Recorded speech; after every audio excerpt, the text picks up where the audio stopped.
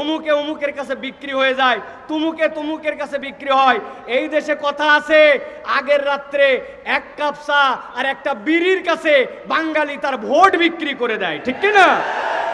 এই জন্য আমরা বলতে চাই প্রিয় ভাইয়েরা, দিনপন্থী মানুষেরা, ইসলামপন্থী মানুষেরা যদি এইটা অনুভব করে কেমনে আমরা ঐক্যবদ্ধ থাকব, তাহলে আমাদের জন্য এই কার্যকারণগুলা খুঁজে খুঁজে যদি গ্যাপ আসে, সেইটার বাহিরে আমাদের নিজেদের পথ চলাকে আমরা তখন মসৃণ করে নিতে পারবো। ছোট্ট একটা উদাহরণ দিয়ে আপনাদের কাছে কথায় ঢুকি। আপনি যদি জানেন এই রাস্তাটিতে আপনি রওনা হয়েছেন, সামনে রাস্তার কনস্ট্রাকশনের কাজ চলতেছে, ওই জায়গায় একটা গর্ত আছে, কিছু দূর যাওয়ার পরে রাস্তার মুখটা চিকন হয়ে গেছে, আপনার টাইমটা বেশি লাগবে। আপনার কাছে যদি এই তথ্যগুলি জানা থাকে, তাহলে আপনি রাস্তা নির্বাচনের সময় আপনি বুঝে সুঝে হাঁটবেন।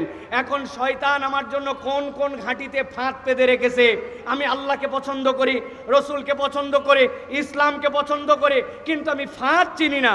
এখন আমাদের অবস্থা হয়ে গেছে, আমরা সকলেই একটা ঝুলের মধ্যে চলতেছি, কিন্তু ডেপথলি আমাদের এই বিষয়গুলো আমরা অনুভব করছি না। আমি এই জন্য খুব সংক্ষিপ্ত সময়ে আপনাদের কাছে 6টা পয়েন্ট বলবো, সর্বোচ্চ হয়তো 3-6-18 মিনিট লাগতে পারে, আমার সময়ের মধ্যে আমি ইনশাল্লাহ শেষ করে দিব।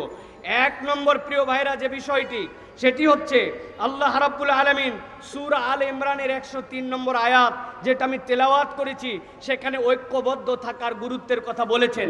এটা আমরা সকলেই কম বেশি জানি, ওয়াতাসিমু বিহাবলিল্লাহি জামিআন ওয়া লা তাফাররাকু, এটা আল্লাহর কথা। কিন্তু এর পরের আয়াতে কারিমার সাথে আল্লাহ রাব্বুল আলামিন 4টা দিকের কথা মুসলমানদের জন্য উল্লেখ করেছেন। আল্লাহ রাব্বুল আলামিন বলেছেন, শোনো, আমি আল্লাহ রাব্বুল আলামিন তোমাদেরকে বললাম তোমরা একতাবদ্ধ হয়ে থাকো, কখনো তোমরা বিভক্ত হয়ো না, তোমরা আল্লাহর রজ্জুকে ধরে রাখো। তবে জেনে রাখো, ওয়াজকুরু নি'মাতাল্লাহি আলাইকুম, তোমার এই একতা থাকবে না যদি তুমি আল্লাহ রাব্বুল আলামিনের নিয়ামতের কৃতজ্ঞতা আদায় না করো। আমরা বিগত 1 বছরের বাংলাদেশে আমরা দেখতে পাই, যখনই বিপদে পড়ে, যখনই ইন্টারিমের নানান ধরনের ঝামেলায় পড়ে, তখনই একদল ইসলামপন্থীদেরকে কাছে নেওয়ার জন্য তখন একতার ঘোষণা দেয়। আবার বিপদ কেটে গেলে ইসলামপন্থী আর হুজুরদেরকে পছন্দ হয় না। এটা আপনারা দেখেছেন না? এটার কারণ কি? এটার কারণ হচ্ছে আল্লাহ রাব্বুল আলামিনের নিয়ামতের শুকরিয়া নাই। যেই বান্দারা আল্লাহ রাব্বুল আলামিনের নিয়ামতের কৃতজ্ঞ হবে না, ওই বান্দাদের মুখ দিয়ে ফেক একতার কথা আসবে, মূল একতা তাদের মধ্যে থেকে আসবে না। আল্লাহ রাব্বুল আলামিন এরপরে বলেছেন, ইজ কুনতুম আদান ফাআল্লাফা বাইনা কুলুবিকুম ফাসবাহতুম বিনি'মাতিহি ইখওয়ানা। আমার সাথে আপনার অন্তরের জোর, আমার সাথে আপনার অন্তরের ভালোবাসা, এইটা মানুষের হাতে অন্তরের নিয়ন্ত্রণ নাই, অন্তরের নিয়ন্ত্রণ কর্তা আল্লাহ। বান্দা যদি ইন্টেনশন রাখে যে আমি এক এবং নেক হয়ে চলবো, তাহলে অন্তরকে জুড়াই দিতে পারেন আল্লাহ। অতএব আল্লাহ রাব্বুল আলামিনের কাছে নিজেকে ন্যস্ত না করলে, নিজের নিয়তকে পরিষ্কার না করলে, নিজের ডেস্টিনেশন কোন জায়গায় এটা যদি ক্লিয়ার না থাকে, তাহলে দুনিয়ার পথ পদবি, লোভ, স্বার্থ, এইগুলোর জন্য সাময়িক ঐক্য হতে পারে, কিন্তু মৌলিক ঐক্য কখনো হবে না। এই জন্য আপনার নিয়তকে সবার আগে বিশুদ্ধ করতে হবে। আমরা খোলাফায়ে রাশিদিনের সেই খেলাফতকে এই দেশের মধ্যে দেখতে চাই। আমরা আল্লাহ রসুলের আইন অনুযায়ী এই দেশের প্রতিটা ঘর শাসিত হবে, সেইটা দেখতে চাই। আল্লাহ রসুলের অনুশাসনের নিয়ম অনুযায়ী এই দেশ শাসিত হবে, এই স্বপ্ন দেখতে চাই। হতে পারে সেটা 5 বছর পরে, হতে পারে সেটা 500 বছর পরে, কিন্তু ইমানদারের ইন্টেনশন যদি পরিষ্কার হয়, আল্লাহ রাব্বুল আলামিন তার কাজের মধ্যে বরকত দিবেন, ঠিক কি না? অতএব এইটা হচ্ছে একটা গুরুত্বপূর্ণ জিনিস প্রিয় ভাইরা। আমি এই জন্য আপনাদের কাছে এই প্রথম পয়েন্টে বলবো, প্রিয় ভাইরা, আল্লাহ রাব্বুল আলামিনের রজ্জুকে আঁকড়ায় ধরতে হবে। আল্লাহ রাব্বুল আলামিনের রজ্জুকে আঁকড়ানোর ক্ষেত্রে 2টা জিনিসকে গুরুত্ব দিতে হবে, অন্তরের মালিক আল্লাহ আর আল্লাহর নিয়ামতের কৃতজ্ঞতা আদায়। বান্দা যদি আল্লাহর নিয়ামতের কৃতজ্ঞতা আদায় করে আর এই অন্তর আল্লাহ ঠিক করে দিতে পারেন, এই নিয়তকে সামনে রেখে নিয়ত সহি করে চলে, তাহলে আমাদের ঐক্য টিকে থাকবে। নচেত নানান ঢেউ আর বাতাসে এসে আমাদের ঐক্যকে খেয়ে ফেলতে পারে। প্রিয় ভাইয়েরা, আমরা যদি দেখি ঐক্য করার উপায় কি, আমাদের সালফে সালেহিনরা বলেছেন 5টা বিষয়ের উপর আমাদের ঐক্য হতে পারে। কয়টা বলেছি? সবাইকে বলতে হবে কয়টা? 5টা। ভালো করে খেয়াল করেন। 1 নম্বর, আকীদা এবং মৌলিক বিষয়ে আমাদেরকে সব সময় এক হয়ে থাকতে হবে। 2 নম্বরে, আল্লাহ এবং তার রাসূল সাল্লাল্লাহু আলাইহি ওয়াসাল্লামের কথাকে প্রাধান্য দিতে হবে। আল্লাহ রাসূলের কথার উপরে আপনার কোনো বক্তব্য থাকতে পারে না। আল্লাহ এবং তার রাসূলের কথাই শেষ কথা, এইটার উপরে আমাদের ঐক্যে আসতে হবে। 3 নম্বরে প্রিয় ভাইয়েরা, পরস্পরের ভুল ক্ষমা করা এবং খুঁত না ধরা। আমরা কেউ একটু কিছু করলেই তার ভুলকে বড় করে হাইলাইটস করে দেই, ছোট্ট একটু বিষয়কে ফুলায়া ফাঁপায় আমার স্বার্থের বিরুদ্ধে গেলে ব্যাপক করে দেখায়। ভুলকে বড় করে দেখানো যাবে না, এটা শয়তানের ধোঁকা। 4 নম্বর যেটা বলবো, উম্মার বৃহত্তর স্বার্থকে আপনার সব সময় প্রাধান্য দিতে হবে। উম্মার স্বার্থ যদি আপনি না দেখেন, তাহলে কখনো এই ঐক্য ভিত্তি প্রস্তর তার মজবুত হবে না। সর্বশেষ, শয়তানের ফাঁদ আছে 3টা: হিংসা, অহংকার আর গীবত। হুজুরদেরকে নামাজ থেকে দূরে রাখতে পারে না, হুজুরদেরকে দিয়ে মিথ্যা কথা বলাতে পারে না, হুজুরদেরকে দিয়ে চুরি করাতে পারে না, হুজুরদেরকে দিয়ে বিভিন্ন ধরনের অন্যায় অপকর্ম করাতে পারে না, কিন্তু ইসলামপন্থীদেরকে দিয়ে শয়তান 3টা কাজ সুন্দর করে করায়। একটা হিংসা করাবে, আর একটা অহংকার করাবে, আর একটা গীবত করাবে। আপনার কাজ দেখে আপনার মনে হবে না, আমি যা কাজ করতেছি অন্যরা কিছুই করতেছে না। আপনার নিজের মধ্যে একটা লেভেলে উঠাবে। শয়তান যেইটা ঢুকছে, এইভাবে আমাদের ঐক্যকে বিনষ্ট করে দেয়। অতএব এই ফাঁদগুলা থেকে আমাদের বেঁচে থাকতে হবে। 1 নম্বর পয়েন্ট সংক্ষিপ্তভাবে এইটুকু প্রিয় ভাইরা। এবার চলেন 2 নম্বরে, আমাদের ঐক্যের ভিত্তি এবং আমরা ঐক্যকে কিভাবে ধারণ করে রাখতে পারি। 2 নম্বর হচ্ছে, নবী সাল্লাল্লাহু আলাইহি ওয়াসাল্লাম একটা ঐক্যের নমুনায় সমাজ গড়েছিলেন, সেটা ছিল মদিনার সমাজ। আমরা যদি খুব গভীরভাবে লক্ষ্য করি, তাহলে দেখব রাসূলুল্লাহ সাল্লাল্লাহু আলাইহি সাল্লাম মুহাজির এবং আনসারদের মধ্যে একটা চমৎকার সমন্বয় ঘটিয়েছিলেন। কেমন সমন্বয় ঘটিয়েছিলেন? যে মুহাজিররা যখন এসেছিলেন, আনসাররা নিজেদের বাড়ির অর্ধেকটুকু দিয়ে দিয়েছেন। বলেছেন, ও আমার ভাই, আমার স্ত্রী 2 জন আছে, একজনকে আমি তালাক দিয়া আপনার সাথে বিয়ে করায় দিব, আমার সম্পদ অর্ধেকটুকু আপনাকে দিয়ে দিব। এই ঘটনা কি আমরা জানি ভাই? কথা বলেন, জানি কি আমরা ভাই? আওস এবং খাজরাজ নামে 2টা শত্রুতা ভাবাপন্ন 1000 বছর ধরে সংগঠন ছিল, যারা একজন আরেকজনের রক্তকে হালাল মনে করত। নবীজি সাল্লাল্লাহু আলাইহি ওয়াসাল্লাম আসার পরে এই 2 জনের মধ্যে বন্ধুত্ব ঘটায় দিয়েছিলেন। আপনারা কি এই ঘটনা জানেন ভাই? কিন্তু কোনোদিনকে ভেবে দেখেছেন যে এই যে বড় বড় ঘটনাটা ঘটলো, এই ঐক্যটার ভিত্তি কি ছিল? কিসের ভিত্তিতে ঐক্যটা রাসূলুল্লাহ সাল্লাল্লাহু আলাইহি ওয়াসাল্লাম করিয়েছিলেন? রাসূলুল্লাহ সাল্লাল্লাহু আলাইহি ওয়াসাল্লামের সিরা এবং হাদিসের বিশ্লেষণে বোঝা যায়, 3টা বিষয়কে সামনে রেখে রাসূল সাল্লাল্লাহু আলাইহি ওয়াসাল্লাম এই কঠিন বাস্তবতার মধ্যেও একটা ঐক্যের সমাজ প্রতিষ্ঠিত করেছিলেন। 1 নম্বর, আল্লাহর প্রতি ঈমান। আল্লাহর প্রতি যদি বিশুদ্ধ ঈমান না থাকে, ওই ঐক্য আপনি যতই ঐক্যের কথা বলেন, ওই ঐক্যের গোড়ার মধ্যে গন্ডগোল থাকবে, ওই ঐক্য কখনো কার্যকর ঐক্য হবে না। 2 নম্বরে যেটা প্রিয় ভাইরা, সহানুভূতিশীল অন্তর। আজকের ইমানদার আমরা যারা সহানুভূতিশীল অন্তর না, রুড়ো যত, গরম যত, যে যত কাঠখোট্টা আমরা মনে করছি, তত বোধহয় ইমানদারদের পারফরমেন্স। অথচ জেনে রাখেন, রাসূলুল্লাহ সাল্লাল্লাহু আলাইহি ওয়াসাল্লামের ব্যাপারে কোরআন মজিদের কোথাও বলা নাই নবীজি সাল্লাল্লাহু আলাইহি ওয়াসাল্লাম অনেক সুন্দর একজন নামাজ আদায়কারী ছিলেন, অথচ নবীর থেকে সুন্দর সালাত কেউ আদায় করতে পারবে না। নবীজির ব্যাপারে পুরা কোরআনে কোথাও বলা নাই নবীজি খুব সুন্দর যাকাত আদায়কারী ছিলেন, অথচ নবীর থেকে বেশি দান সাদাকাকারী কেউ ছিল না। নবীজি সাল্লাল্লাহু আলাইহি ওয়াসাল্লাম বলেছেন, খুযু আন্নী মানাসিকাকুম, আমার থেকে হজ শিখো, অথচ কোরআনে কোথাও প্রশংসা করা হয় নাই আল্লাহর নবী খুব ভালো হজ করেছেন, অথচ রাসূলুল্লাহ সাল্লাল্লাহু আলাইহি ওয়াসাল্লামের সুন্দর হজ কিয়ামত পর্যন্ত আর কেউ করতে পারবে না। কিন্তু নবীজির একটা বিষয় নিয়ে কোরআনে প্রশংসা করা হয়েছে, ইন্নাকা আলা খুলুকিন আযীম, আমার নবী ছিলেন মহান চরিত্রের উপর অধিষ্ঠিত। আজকের মুসলমান নামাজি, আজকের মুসলমান হাজি, আজকের মুসলমান টুপিওয়ালা, আজকের মুসলমান ওজিফাওয়ালা, কিন্তু আজকের মুসলমানের আখলাক আমাদের সুন্দর নয়। অতএব নবীজির ওই ঐক্যের ভিত্তি ছিল সহানুভূতিশীল একটা অন্তর। প্রত্যেককে আমাদের সহানুভূতিশীল অন্তরের মালিক হতে হবে। 3 নম্বরে প্রিয় ভাইরা, দিনকে প্রাধান্য দিতে হবে। যেখানে দিন নাই, সেই জায়গায় কোনো ঐক্য হতে পারে না প্রিয় ভাইরা। দুনিয়া একদিক হয়ে যেতে পারে, ইমানদাররা কখনো সমকামিতাকে প্রমোট করতে পারে না, এলজিবিটি কেউকে সমর্থন করতে পারে না। আপনি কিয়ামত ঘটায় দিতে পারেন, ইসলাম এটাকে হারাম বলেছে, আপনি এটা করতে পারবেন না। যেই সকল কমিশন আজকে বাংলাদেশে এসে ধোঁকাবাজির কমিশন দিচ্ছে, তারা গাজার মুসলমানদেরকে রক্ষা করতে পারে নাই, তারা মুসলমানদেরকে সেই জায়গায় ক্ষুধার জ্বালায় হত্যা করছে, সেই জায়গায় তাদের কোনো মাথা ব্যথা নাই। আর এই দেশের মানুষ যারা শান্তিপ্রিয় মানুষ, যারা এই দেশের মানুষ নীরব নিজের ধর্ম পালন করে, এই জায়গার মানুষ তাদের যারা ভাই ব্রাদার অন্য ধর্মাবলম্বী আছে তাদেরকে সুন্দর করে আগলায় রাখে, তাদের মন্দিরকে প্রয়োজনে পাহারা দেয় যাতে কোনো দুষ্কৃতিকারী অন্যায় করতে পারে না। এই জায়গায় মানবাধিকার কমিশন ফলাতে আসছে, তারা দুনিয়ায় মানবাধিকার দেখতে পায় না। এই বিষয় ইমানের প্রশ্ন, এটাতে ইমানদার কখনো এক হতে পারে না, ঠিক না? প্রিয় ভাইরা, অতএব বলবো 2 নম্বর বিষয় এটা যে আমাদেরকে মনে রাখতে হবে নবীজি সাল্লাল্লাহু আলাইহি সাল্লামের আদর্শ হবে আমাদের ঐক্যের ভিত্তি। মনে থাকবে এটা। দুনিয়ার কোন আদর্শ আমাদের ঐক্যবদ্ধের ভিত্তি হতে পারে না। এই ভিত্তিতে ঐক্য হলে, এই ঐক্য আল্লাহ রাব্বুল আলামিন ফাআল্লাফা বাইনা কুলুবিকুম, আল্লাহ অন্তরের মধ্যে জুড়াই দিবেন, শয়তান আর ওখানে ঢুকতে পারবে না ইনশাআল্লাহ।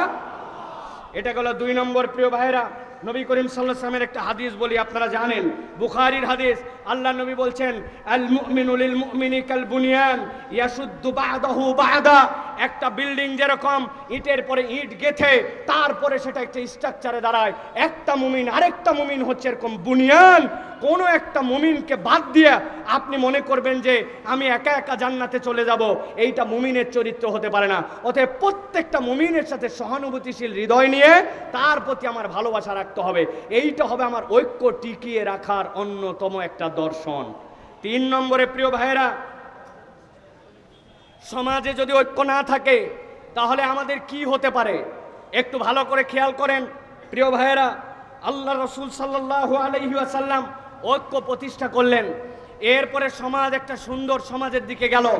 আল্লাহ রাব্বুল আলামিন কোরআনুল কারীমের সূরা আনফালের 46 নম্বর আয়াত, এই আয়াতের মধ্যে আল্লাহ রাব্বুল আলামিন দুনিয়ার মানুষকে বলছেন, শোনো, যদি তোমরা ঐক্যের মধ্যে ফাটল ধরাও, ইমানদারদের মধ্যে যদি ফাটল ধরাও, তাহলে তোমাদের সমাজের মধ্যে 3টা মহামারী, 3টা সমস্যা তোমাদের মধ্যে আসবে। সূরা আনফাল 46 নম্বর আয়াত, আল্লাহ বলছেন, ওয়ালা তানাজারু ফাতাফশালু ওয়া তাযহাবা রিহুকুম। আল্লাহ রাব্বুল আলামিন বলছেন কোরআনুল কারীমের মধ্যে, যদি কোনো বান্দারা নিজেদের মধ্যে বিভেদ ঘটায়, এই বিবাদে জড়ায় পড়ে, তাহলে 3টা সমস্যা তাদের মধ্যে হবে। 1 নম্বরে কি হবে? তারা ব্যর্থ হয়ে যাবে। 2 নম্বরে কি হবে? শক্তি তাদের চলে যাবে। 3 নম্বরে কি হবে? ওই সমাজের মধ্যে রহমত থাকবে না। নবীজি সাল্লাল্লাহু আলাইহি সাল্লাম হাদিসের মধ্যে বলেছেন, ইয়াদুল্লাহি মাআল জামাআহ, তোমরা যতক্ষণ পর্যন্ত এক হয়ে থাকবা, তুমি দেখতে পাও তোমার একতার শক্তি, তোমার চোখে ওটা পরিষ্কার হবে না, তোমার চোখে পরিষ্কার হবে না। কেননা আল্লাহ রাব্বুল আলামিন এই জামাতের উপরে আল্লাহর হাতকে রেখেছেন। প্রিয় ভাইয়েরা, লিবিয়ায় বিখ্যাত যুদ্ধ হচ্ছিল ফ্রান্সের সাথে। ওই ফ্রান্সের যুদ্ধে লিবিয়ায় মুজাহিদদের সাথে পারছিল না তারা।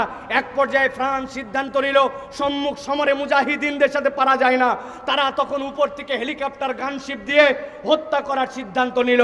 মুজাহিদদের আমিরের কাছে মুজাহিদরা যে বলল, আমিরুল মুজাহিদিন, সামনের গেরিলা যুদ্ধে তারা আমাদের সাথে পারে নাই, কিন্তু এখন তো আমাদের আর কিচ্ছু করার নাই, আমাদের অস্ত্রের রেঞ্জ যে পর্যন্ত, তার উপর দিয়ে তারা হেলিকপ্টার দিয়ে আমাদেরকে হত্যা করবে।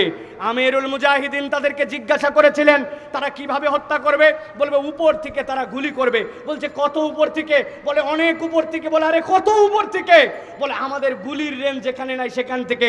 আমিরুল মুজাহিদিন তাদেরকে বলেছিলেন, ও মুজাহিদেরা, ভালো করে বুঝে থাকলে বলো, তারা যত উপর থেকে গুলি করবে, এই গুলিটা কি আরশে আজিমের উপরে নাকি আরশে আজিমের নিচে? মুজাহিদরা বলছে, আল্লাহ সুবহানাল্লাহ, কি বলেন আপনি? আল্লাহর আরশের উপরে সে কেমনে যাবে? তখন আমিরুল মুজাহিদিন তাদেরকে বলেছিলেন, তোমরা এক এবং নেক হয়ে থাকো, যেই আরশে আজিমের রবের উপরে কেউ উঠতে পারে না, তার বান্দারা যখন জমিনে থাকে, ইয়াদুল্লাহি মাআল জামাআহ, আল্লাহর হাত তাদের সাথে থাকে। এক থাকলে মুসলমানদেরকে কিয়ামত পর্যন্ত কেউ পরাজিত করতে পারবে না। কেন? আমাদের আরশে আজিমের রব হচ্ছেন আল্লাহ। প্রিয়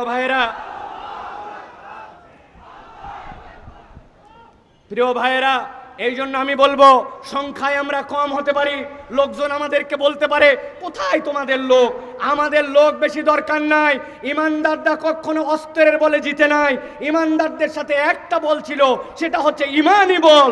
যতক্ষণ পর্যন্ত আমরা এই ঐক্যবদ্ধতার স্বপ্ন নিয়ে সীমিত স্বার্থকে ত্যাগ করে এক থাকবো, এই ইমানের বল দিয়েই মুসলমানরা বিজয়ী হবে ইনশাআল্লাহ। প্রিয় ভাইয়েরা, এটা হলো 3 নম্বর পয়েন্ট।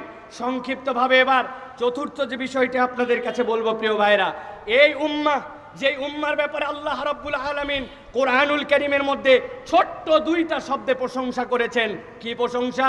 সামি'না ওয়া আতা'না। এরা তো সেই উম্মত যারা শোনে আর মেনে নেয়, এরা কোনো প্রশ্ন করে না। এটা হচ্ছে উম্মতে মুহাম্মাদের বৈশিষ্ট্য। মুফাসসিরিনে কেরাম ব্যাখ্যা করছেন এই আয়াতে কারিমার আলোকে এই উম্মতের মৌলিক বৈশিষ্ট্য কি? এই উম্মতের মৌলিক বৈশিষ্ট্য হচ্ছে ঐক্য। এই উম্মতের মৌলিক বৈশিষ্ট্য আমার কথা নয়, আল্লাহ রাব্বুল আলামিনের নবী সাল্লাল্লাহু আলাইহি ওয়াসাল্লাম বলছেন, ইন্নাল্লাহা ইয়ারদা লাকুম সালাসান। ও দুনিয়ার মানুষ জেনে রাখো, আল্লাহ রাব্বুল আলামিন 3টা জিনিস পছন্দ করেন। একসাথে সমস্বরে, একটা মুখ বন্ধ না করে একসাথে বলতে হবে, আল্লাহ রাব্বুল আলামিন কয়টা জিনিস এই উম্মত থেকে পছন্দ করেন? একসাথে বলেন, কয়টা? 3টা মুখস্থ করেন। 1 নম্বরে, আনতা'বুদুহু ওয়া লা তুশরিকু বিহি শাইআ। আল্লাহ পছন্দ করেন উম্মতে মুহাম্মাদি আল্লাহ ছাড়া কারো ইবাদত করবে না, আল্লাহর সাথে কাউকে শিরিক করবে না। এটা 1 নম্বরে। 2 নম্বরে, ওয়ান তা'তাসিমু বিহাবলিল্লাহি জামিআ। এই উম্মত আল্লাহর রজ্জুকে, কোরআন সুন্নাহকে একেবারে দাঁত দিয়ে কামড়ায় ধরার মতো ধরে একতাবদ্ধ থাকবে, এটা আল্লাহ পছন্দ করেন। আর 3 নম্বরে, ওয়ান তুনাসিহু। তোমরা এই উম্মতে আল্লাহ এবং আল্লাহর রাসূলের নির্দেশ অনুযায়ী উম্মত সব সময় একজন আরেকজনকে নসিহত করবে। আমাদের দ্বীন হচ্ছে নসিহা। অতএব এই উম্মতের বৈশিষ্ট্য হচ্ছে ঐক্যবদ্ধ থাকা, আর ঐক্যের ভিত্তি হবে আল্লাহর সাথে কাউকে শরীক করি না, ইবাদত করি একমাত্র আল্লাহর। বলবো একটা কথা সামনে আর পিছনে করব আরেক কাজ, এটা ইমানদারের বৈশিষ্ট্য হবে না। যে ইমানদার মসজিদে আল্লাহর দ্বীনকে মানে, যে ইমানদার জানাজায় আল্লাহর ইসলামকে মানে, যে ইমানদার ওই যাকাতের ইসলামকে আল্লাহ মানে, ওই ইমানদার যদি এটা বিশ্বাস না করে যে আল্লাহর দেওয়া বিধান অনুযায়ী এই সমাজ চলতে পারে, রাষ্ট্র চলতে পারে, চোরের বিচার হতে পারে, তাহলে ওই ইমানদারের কখনো ইমান পূর্ণ হয় নাই, ঠিক কি না? আমাদের মধ্যে অনেক ধান্দাবাজ আছে। এই ধান্দাবাজরা দেখবেন, একটা কথা আমি সব সময় বলি, আমরা বলি আমানতু বিল্লাহি ওয়া মালাইকাতিহি ওয়া কুতুবিহি। এইটা বলছি তো আমরা, না ভাই? বলেন তো ভাই, ওয়া কুতুবিহি মানে কি? হ্যাঁ, ভালো করে বুঝে বলেন, কুতুবিহি মানে কি? একটা লোক কোরআনুল কারীমের অর্ধেকটা পুরাপুরি কবুল করছে আর বাকিটার ব্যাপারে বলছে কিছু কথা আছে, 50% মুসলমান তাহলে, তাই তো নাকি? আরেকজন পুরাটাই শেষ করছে শুধু সূরা নাস, অল্প একটুখানি, ওইটার এখন আলোচনাটা ওর বোঝা হয় নাই, ওই 99.99% মুসলমান, তাই তো নাকি? কত পার্সেন্ট? 0%। প্রিয় ভাইরা, ভালো করে মনে রাখবেন, আমরা বলছি আমানতু বিল্লাহি ওয়া মালাইকাতিহি ওয়া কুতুবিহি। আল্লাহর আইন বিধান যেটা আমার মাথায় ধরে সেটাও স্বীকার করি, যেটা আমার মাথায় ধরে না ওটাও স্বীকার করি, তবেই সে মুসলমান। তাছাড়া ওই মুসলমানের দাম আল্লাহর কাছে নাই, ঠিক কি না?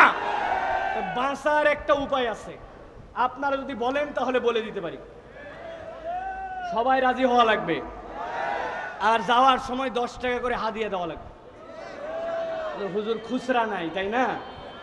দেখেন, যদি পছন্দ হয় তাহলে দিয়েন, না পছন্দ হলে দিয়েন। আমি একটা বুদ্ধি বার করছি, এখন থেকে আমরা আমানতু বিল্লাহি ওয়া মালাইকাতিহি ওয়া কুতুবিহি ওয়া রুসুলিহি এইটা না বলে আমরা সিস্টেম করে আগেই বলে নিব আমানতু বিল্লাহি ওয়া মালাইকাতিহি ওয়া কিছু কিছু কুতুবিহি। অথবা আমরা বলবো আমানতু বিল্লাহি ওয়া মালাইকাতি ওয়া যদ্দুর বুঝি তদ্দুর কুতুবিহি। কবরে যায় ফেরেশতা ধরছাই, কি ব্যাপার, তোমার কিতাব কোনটা? বলে আমি আগেই বলে আসছিলাম যদ্দুর বুঝি তদ্দুর কুতুবিহি। বাটাম কিন্তু একটাও মাটিতে পড়বে না। অতএব ধানাই পানাই মুসলমান হয়েন না, কেবলমাত্র দাড়ি টুপি দিয়ে মুসলমান হওয়া যায় না, নামের আগে মোহাম্মদ থাকলে মুসলমান হওয়া যায় না, ঈদের নামাজে জাতীয় মসজিদে সামনের কাতারে বসলে মুসলমান হওয়া যায় না। মুসলমান হতে হলে আল্লাহর জমিনে আল্লাহর আইনে দেশ চলবে, পুরা পৃথিবী চলবে, এইটার প্রতি আপনার সমর্থন থাকতে হবে। এই সমর্থন না থাকলে মুসলমান হওয়া যায় না।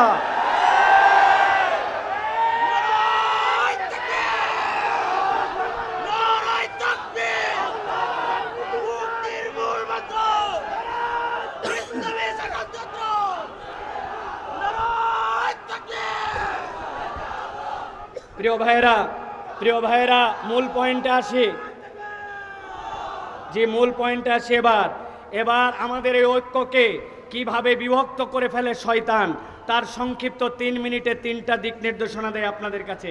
শয়তান আমাদের জন্য এই সকল ঐক্যের ক্ষেত্রে কিভাবে বিভক্তি ঘটায়, এটা আমার কথা নয়। আল্লাহ রাব্বুল আলামিন সূরা ইসরা তথা সূরা বানি ইসরাইল এর আল্লাহ রাব্বুল আলামিন 53 নম্বর আয়াতের মধ্যে বলছেন, ওয়া কুল্লি ইবাদি ইয়াকুলুল্লাতী ওয়া হিয়া আহসান। হে আমার নবী, আপনি আপনার উম্মতকে বলে দেন, উম্মত মুখ যেন যেখানে ইচ্ছা সেখানে ব্যবহার না করে। সে যদি কথা বলে তাহলে উত্তমটাই যেন বলে। আল্লামা তকি উসমানী সাহেব তার তাফসিরের ভিতরে বলেছেন, উত্তম কথা কেবলমাত্র মুসলমানের সাথেই নয়, নন মুসলমান সকলের সাথে মুসলমান তার কথাটা যেন সুন্দর করে কথা বলে। আমাদের যত ঝামেলা তার মূল হচ্ছে আমাদের মুখ, ঠিক না ভাই? হুজুর এক কথা বলে, আমি এক কথা বলি, হুজুরের তে এক ঘাট আমি বেশি বুঝি, এরকম আমাদের তবিয়ত দাঁড়াইছে। আল্লাহ বলছেন আপনার উম্মতকে সতর্ক করেন যে সে যদি কথা বলে সুন্দর কথা বলে, ভালো করে পয়েন্ট আউট করেন এইটা। আল্লাহ এরপরে বলছেন ইন্নাশ শাইতানা ইয়ানজাগু বাইনাহুম, নিশ্চয় জেনে রাখো শয়তানের কাজই হচ্ছে তোমাদের মধ্যে বিভক্তি ঘটানো। ইন্নাশ শাইতানা কানা লিল ইনসানি আদুওয়াম মুবিনা, নিশ্চয় জেনে রাখো শয়তান তোমাদের জন্য প্রকাশ্য শত্রু। অতএব আমাদের ঐক্য বিনিষ্ট করে আমাদের মুখ, আমাদের প্রত্যেকের মুখকে সামলাতে হবে। মুখ যদি না সামলায়, মুখ আবার নতুন করে আমরা সামলাই না। এখন আমাদের ফেসবুক আসছে, ইনস্টাগ্রাম আসছে, টুইটার আসছে, ইউটিউব আসছে, ইচ্ছা মতো আমরা আমাদের কথা বলি। অতএব ঐক্য বিনষ্টর জন্য শয়তান এখন মুখকে চালাবে ইমানদারদের। আমাদের মুখগুলাকে সতর্কভাবে ব্যবহার করতে হবে। প্রিয় ভাইরা, 2 নম্বরে যেটা বলবো সতর্ক হওয়ার জায়গা, সেটা হচ্ছে হকের উপর ঐক্য, বাতিলের সাথে কোনো ঐক্য হতে পারে না। অনেকে আমার এই কথাকে পছন্দ করবেন না, বলে হুজুর বিভিন্ন স্বার্থে আমাদেরকে, না আমার কথা শেষের দিকে। প্রিয় ভাইয়েরা, হকের উপর আমাদের ঐক্য, বাতিলের সাথে আমাদের কোনো ঐক্য নাই। প্রিয় ভাইয়েরা, এটা ভালো করে মনে রাখতে হবে। সাময়িকভাবে অনেক ক্ষেত্রে আমরা মনে করতে পারি যে বাতিল যারা, যাদের সাথে দ্বীনের